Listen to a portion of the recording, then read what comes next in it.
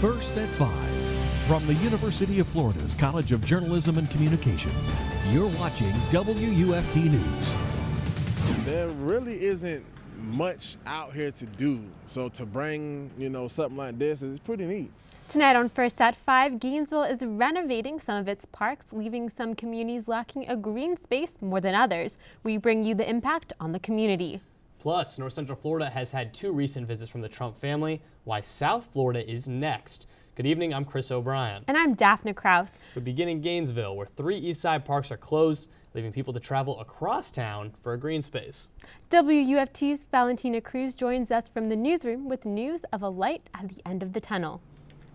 The inconvenience of the park closures will end next year with bigger and better opportunities.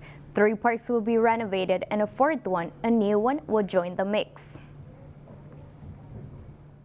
4 Gainesville parks are under construction at the same time, thanks to Wild Spaces funding. Fred Cone Park, Reserve Park, Northside Park, and the Hartman House at Huntington Creek Headwaters Nature Park. The city of Gainesville went out to our public and find out what kind of parks we need, what do we want as a community, and a plan was formed from that. City and county voters approved they have sent sales tax back in 2016 for either park improvements or land conservation. Since April, Fred Cone Park has been closed. The space is undergoing drainage and turf improvements as the field was deemed unusable after heavy rainfall. Neighborhood residents miss having it open. We have to go completely across town just to do simple stuff, and it shouldn't be that way. It really shouldn't. So this was nice though. It's nice for the kids. It's nice for, well, when it opens up, it's nice for whoever can use it. There's a lot of benefits to it. Cone Park could reopen first as early as next month. The biggest project of the 4 is the construction taking place for the new Reserve Park at the old Army Reserve location near Citizens Field. The 4-acre park will be the newest addition to outdoor spaces on the east side of town. We're really excited that's going to have some amenities that you're not going to see anywhere else in Gainesville, so it's going to have an outdoor obstacle course.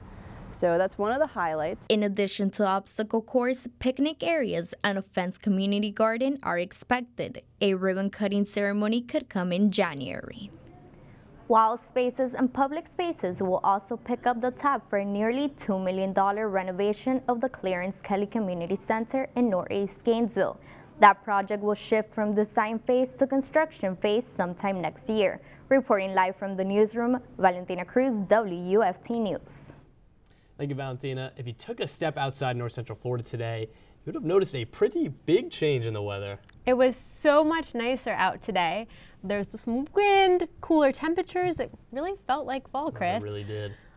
Forecaster Kyle Kipple joins us from the Weather Center. Kyle, how long will this nice weather last? Daphne and Chris, you're absolutely right. You don't need a forecaster to tell you how nice it feels outside. We're actually expecting a change in the weather pattern again this weekend as a developing tropical system makes its way into North Central Florida. But across campus, you can notice how nice it feels outside. About 10 to 15 degrees cooler right now than it was this time yesterday. And you can notice across the southeast, these cooler temperatures right behind that front. And again, in South Florida, still pretty warm, but we're below average this time of the year today, and it will continue going into the overnight hours. Temperatures now currently in the mid-70s, feeling quite comfortable across much of the region. 74 degrees in Gainesville, 80 degrees in Ocala. As we head into the overnight hours, you'll notice temperatures dropping again to the lower 50s. Some backyards could drop into the upper 50s. How nice will that feel waking up for your Friday morning? Otherwise, cool and crisp through much of the overnight hours under clear skies. The next couple of days here, the big takeaways: cooler temperatures through the overnight, chance of some rain Friday afternoon, and on Saturday expect some rain and some strong gusty winds. I'll have more on that coming up in the full broadcast.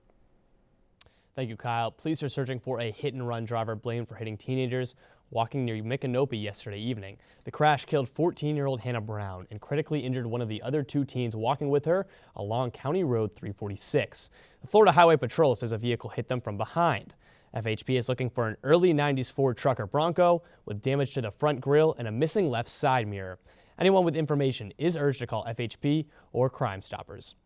And a trial date is set for the man accused of the Parkland, Florida school shooting that left 17 dead. Jury selection for the death penalty trial of Nicholas Cruz is scheduled for January 27th. Police say Cruz confessed to killing 17 people and wounding 17 others at Marjorie Stoneman Douglas High School on Valentine's Day in 2018. So far, prosecutors have rejected defense attorney offers for Cruz to plead guilty in exchange for a life sentence. While Governor DeSantis was away in New York, Lieutenant Governor Jeanette Nunes took the day to visit Alachua County. During her visit, the Lieutenant Governor saw the Alachua County Department of Health, met with University of Florida President Kent Fox, and took tours of the College of Engineering and Institute of Cybersecurity Research. She also took a moment to share some of her trip via social media, thanking some local officials for hosting her. Federal and state agricultural officials celebrate National School Lunch Week at Gainesville High School. At the school, students have the ability to create their own meals like you see at some fast food restaurants. GHS incorporated farm-to-table food items in their menu, which encourages students to make healthier choices. Both of these features caught the attention of the USDA and the Florida Department of Agriculture. USDA official Lily Bowie says Gainesville High School is an example of what schools should do for their students. The program here just stands as an example of what we should be offering for students throughout the country. We at USDA feel that these kinds of meals actually set the example for what we would like to see students have and receive on a daily basis. USDA and the Florida Department of Agriculture hope other schools follow what GHS is doing for their students' well-being. You've heard of the so-called porch pirate who steals packages off the doorsteps. But what about thief by delivery? Sarah Hollenbeck has the story of one now ex-Amazon employee making money on the side by stealing packages.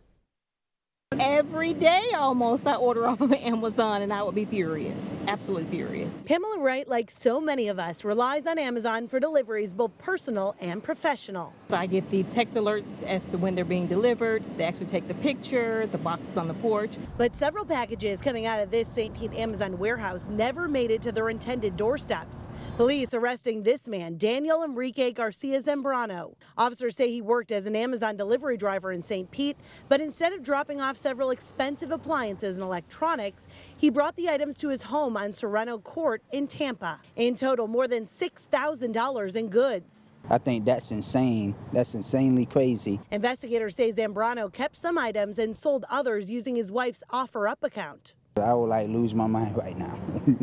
I would be pretty angry. We knocked on Zambrano's door, but family members told us we are not talking. Do you know anything about why he was arrested? Officers say Zambrano was only employed at Amazon for 7 months. The thefts happening over a 2-month period. Amazon says theft by delivery drivers is rare. What's more common is getting a package stolen from your front doorstep. That's why they recommend 2 things: tracking your packages and using lockers like this. Amazon fired Zambrano, and customers hope the crime sends a message to company leaders. If a company is going to sign on and advertise and supply a service, then they better back it up with the people that they hire.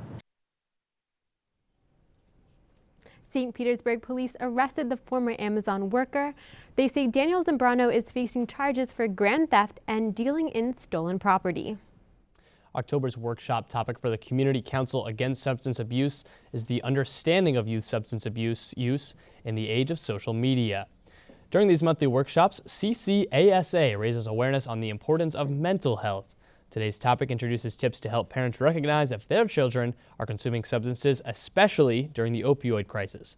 Marion County Children's Alliance Prevency Coordinator Nancy Castillo says the main goal of this workshop is to teach parents how to deal with youth drug consumption. We bind together and we help children make healthier decisions and give them the facts and not threaten them or give them misinformation. I think that will be the key to our success. You'll expect that the rates of cocaine and methamphetamine use will decrease by educating parents and teachers.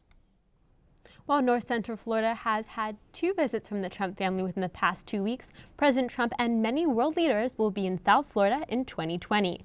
The June summit will be held at Trump's Doral Golf Resort. However, the decision is facing major backlash from critics who say the president is using his public office to award himself and his business a massive government contract. The summit draws hundreds of diplomats, journalists, and security personnel and provides an international spotlight. The administration stands behind the decision, saying the resort is the best physical facility for the meeting. Coming up on First at 5, a special doll made to inspire. Those stories and more coming up after the break. One weather pattern change brought us cooler temperatures. Another one this weekend will bring us rain. I'll have the full story coming up.